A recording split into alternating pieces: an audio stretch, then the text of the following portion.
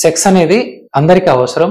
కానీ సెక్స్ సమస్య రాగానే అందరూ ఆందోళనకు గురవుతుంటారు. ఎవరిని కలవాలనో తెలియదు. సో ఇది చిన్న సమస్యనా పెద్ద సమస్యనా అని తెలుసుకోకుండా చాలా ఆందోళనకు గురవుతుంటారు. ఒకతను రీసెంట్ గా నా దగ్గరకు వచ్చాడు. ఆయన ప్రాబ్లం ఏంటంటే ఆయనకు గత కొన్ని రోజుల నుండి సెక్షువల్ కోరికలు తగ్గిపోవడము, సెక్స్ ఆలోచన రాగానే వీర్యం పడిపోవడము, తర్వాత సెక్స్ గురించి ఆలోచించగానే వీక్ గా అనిపించడము, నేను సెక్స్ చేయలేనేమో, నేను పెళ్లికి కూడా పనికిరానేమో అనుకొని బాధపడుతుండేవాడు.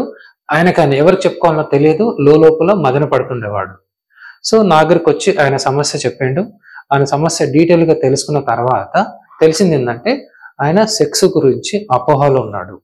అంటే కరెక్ట్ ఇన్ఫర్మేషన్ తెలియక ఈ అపోహ వల్ల ఒత్తిడి గురి కావడం వల్ల ఆయన సెక్స్ కోరికలు తగ్గిపోయి అండ్ హస్తప్రయోగం చేసినప్పుడు వీక్నెస్ అనిపించి అండ్ పెళ్లికి పనికిరాని అనుకొని ఇబ్బంది పడుతూ ఉండేవాడు. సో దీన్ని మేము డీటెయిల్ గా అసెస్ చేసి కౌన్సిలింగ్ ట్రీట్మెంట్ ఇచ్చాక ఇప్పుడు నార్మల్ ఉన్నాడు and he's getting ready for marriage.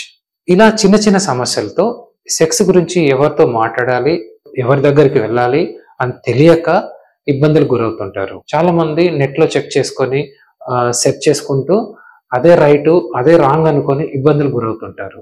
Sex ఆలోచన రాగానే వీర్యం పడిపోవడము, అంగం గట్టి కాకపోవడము, సెక్షువల్ గా పర్ఫార్మెన్స్ సరిగా చేయలేకపోవడము, సెక్స్ చేసినప్పుడు సంతోషం పొందలేకపోవడము, సెక్స్ ఆలోచనలు తగ్గిపోవడము, తర్వాత వీక్నెస్ అనిపిస్తే రోజుల తరబడి నెలల తరబడి ఇబ్బందులకు గురై ఒంటరిగా ఆలోచించుకుంటూ ఒంటరిగా చింతించకండి. Don't suffer in silence.